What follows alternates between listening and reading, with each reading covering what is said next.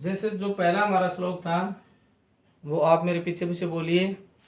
पृथिव्याम त्रीणि रत्नानि जलम अन्नम सुभाषितम मूढ़ै पाषाण खंडेषु रत्न संज्ञा विधीयते। अब इसका अर्थ है कि पृथ्वी पर 3 रत्न हैं। पहला रत्न है जल, दूसरा है अन्न व तीसरा है मीठे व हितकारी वचन। लेकिन जो मूर्ख लोग हैं वो पत्थर के टुकड़ों यानी हीरे ज्वारात आदि को रत्न बोलते हैं, कहते हैं। दूसरा हमारा श्लोक है सत्येन धार्यते पृथ्वी सत्येन तपते रवि सत्येन वाति वायुश्च सर्वम सत्ये प्रतिष्ठितम। अर्थात सत्य के द्वारा पृथ्वी कार्य कर रही है, पृथ्वी धारण है, एवं सत्य के द्वारा ये जो देदीप्यमान लाल सूर्य है ये सत्य के कारण ही चमक रहा है, सत्य के कारण हवा बह रही है, सब कुछ सत्य में ही प्रतिष्ठित है। तीसरा श्लोक है, मेरे पीछे जो उच्चारण कीजिए आप किताब खोल के।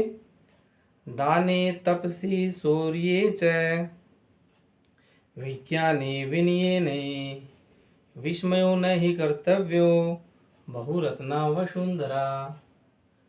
दान, तप, पराक्रम, ज्ञान, विज्ञान, विनय, इस पृथ्वी पर सब कुछ है। एक से एक बढ़ के दानी हैं, एक से एक बढ़ के तपोशाली हैं, तपस्वी हैं, पराक्रमी भी इस पृथ्वी के अंदर एक से एक बढ़ के हैं। ज्ञान विज्ञान से पृथ्वी भरी हुई है, विनय, शालीनता, गुण, सब कुछ इस पृथ्वी के अंदर है। तो इसको देख करके कभी आश्चर्य नहीं करना चाहिए। 4 का हमारा श्लोक है सद्भिर सह आशीत सद्भि कुर्वीत संगतिम सद्भिर्विवादम मैत्रीम च ना सद्भि किंचित आचरेत। इसमें सत्संगति के ऊपर बताया गया है कि दुर्जन के साथ हमें कैसा भी व्यवहार, बुरे व्यक्ति के साथ कैसा भी व्यवहार नहीं रखना चाहिए। उठना बैठना चलना, शत्रुता मित्रता जो कुछ भी है वो सज्जनों के साथ, अच्छे व्यक्तियों के साथ ही रखनी चाहिए। देखो, सज्जनों के साथ रहना चाहिए, उनकी संगति करनी चाहिए। सज्जनों के साथ, अच्छे व्यक्तियों के साथ झगड़ा व मित्रता, ये नहीं है कि अच्छे व्यक्तियों के साथ हमें झगड़ा करना चाहिए। मतलब हमारी संगति, हमारी उठ बैठ जहाँ होगी वहाँ ही हमारा झगड़ा मनमुटाव होगा। तो वो व्यक्ति अगर अच्छे हैं तो हमारा वो अहित कभी नहीं करेंगे। इसीलिए कहा है कि सज्जनों के साथ झगड़ा व मित्रता भी सज्जनों के साथ करना चाहिए, दुर्जनों के साथ, बुरे व्यक्तियों के साथ हमें कुछ भी नहीं करना चाहिए।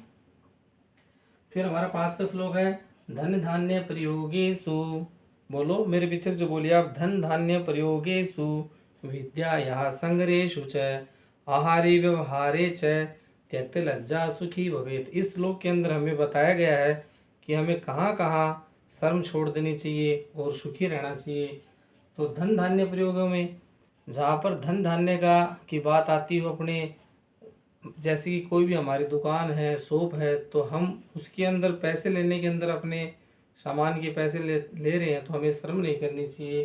धन धान्य प्रयोगेषु, और आदान प्रदान के अंदर, लेन देन के अंदर किसी के पैसे मांगते हैं या किसी के देने हैं तो उसमें हमें लज्जा नहीं करनी चाहिए। विद्या प्राप्ति के अंदर क्लास में 100 बच्चे बैठे हैं, सबका दिमाग एक जैसा नहीं होता, हमारे समझ में नहीं आया, बाकी 99 बच्चों की वो समझ में आ गया, तो हमें उसको गुरुजन से बार बार पूछने में कभी संकोच नहीं करनी चाहिए। इसीलिए कहा है धन धान्य प्रयोगेषु, और विद्या प्राप्ति में कभी भी लज्जा नहीं करनी चाहिए। भोजन करने व लेन देन में कभी शर्म नहीं करनी चाहिए।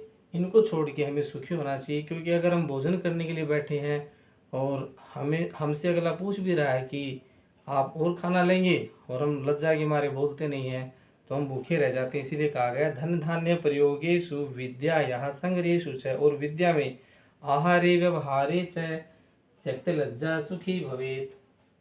उसके पश्चात हमारा 6 नंबर का श्लोक है, ये क्षमा के ऊपर ही, क्षमा करने वाला बड़ा होता है, इसके ऊपर ये श्लोक है। क्षमा वसीर कर्तिर्लोके क्षम्या किं मनः साध्यते शांति खड्ग करे यस्य किम करिष्यति दुर्जन।